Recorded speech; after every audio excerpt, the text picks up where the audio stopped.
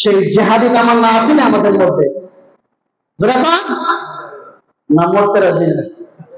আর জোরে বলেন, দিনের জন্য জীবন দিতে কারা কারা রাজি আছে? একটু হাত উঠান। দিনের জন্য আমরা শহীদ হতে রাজি আছি। আর জোরে বলেন ইনশাআল্লাহ।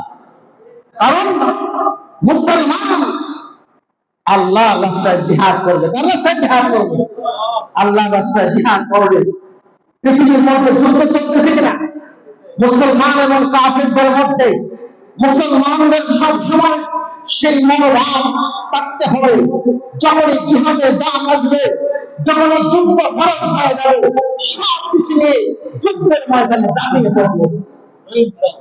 এই মনোভাব থাকতে হবে, জিহাদি প্রেরণা থাকতে হবে। কারণ আমি যদি আল্লাহর রাস্তায় শহীদ হই, তাহলে আমি মৃত না জীবিত? আর মরে অমর, মরে অমর। কিন্তু আজকে কেন মুসলমানদের কেন সেই লাঞ্ছনা বঞ্চনা পরাজয়?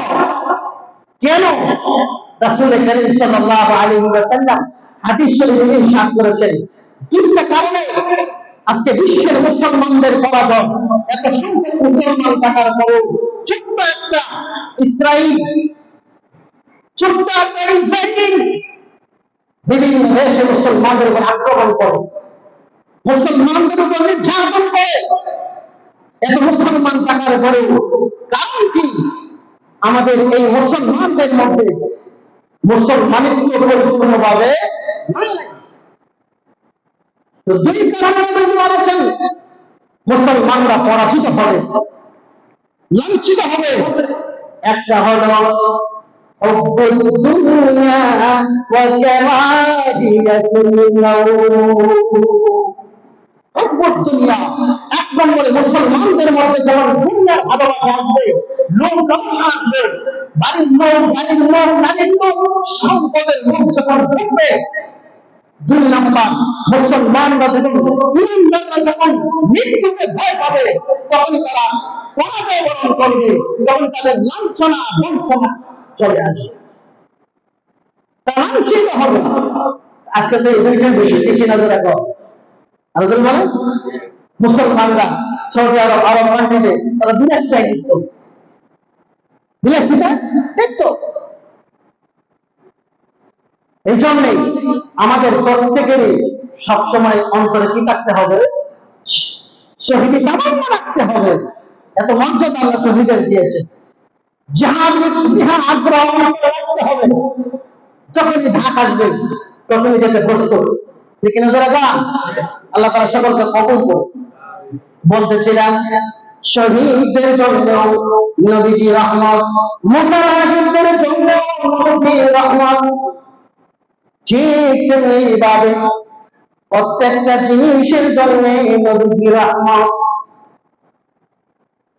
নবীজি প্রতিবেশীদের জন্য রহমত। প্রতিবেশী বুঝেন তো? যারা বাড়ির আশপাশে বসবাস করে তারা কি প্রতিবেশী। এই প্রতিবেশীদের জন্য নবীজি রহমত। কারণ রাসূল কারীম সাল্লাল্লাহু আলাইহি ওয়াসাল্লাম ইরশাদ করেছেন যে জিবরাইল আলাইহিস সালাম প্রতিবেশীদের হক সম্পর্কে আমাকে এত বেশি দরুদ আরোপ করেছেন, এত বেশি তাকিদ করেছেন। নবীজি বলেন আমার মনে হচ্ছিল সম্ভবত যারা প্রতিবেশী আছে তারা উত্তরাধিকারের মধ্যে সেই মৃত ব্যক্তির রেখে যাওয়া সম্পদের মধ্যে তারা কি হয়ে যাবে? অংশীদার হয়ে যাবে।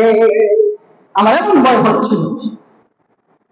এবার চিন্তা করুন প্রতিবেশীদের হক সম্পর্কে নবীজি কি গুরুত্ব আরোপ করেছেন, কি তাকিদ করেছেন।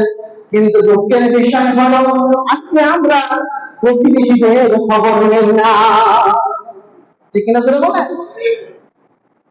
আমি পোলাও খাই, কুরমা খাই, ভালো চুরি, ভালো পোশাক পরি, কিন্তু আমার পাশের ঘর কষ্ট করছে, আমার তাকে সহযোগিতা করার কি আছে? তৌফিক আছে।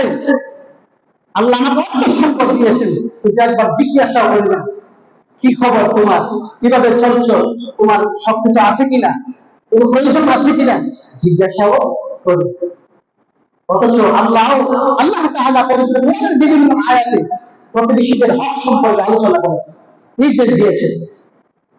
নবীজি প্রতিবেশীদের জন্য রহমত, তাদের সে হক আল্লাহ নবী নিশ্চিত করেছেন, নবীজির আগমনের মাধ্যমে নিশ্চিত হয়েছে প্রতিবেশীর হক। আমরা যারা আছি, আমরা আমাদের প্রতিবেশীদের ইনশাআল্লাহ খোঁজ খবর নেব। রাজি আছেন তো ইনশাআল্লাহ? আমরা আমাদের প্রতিবেশীদের খোঁজ খবর নেব।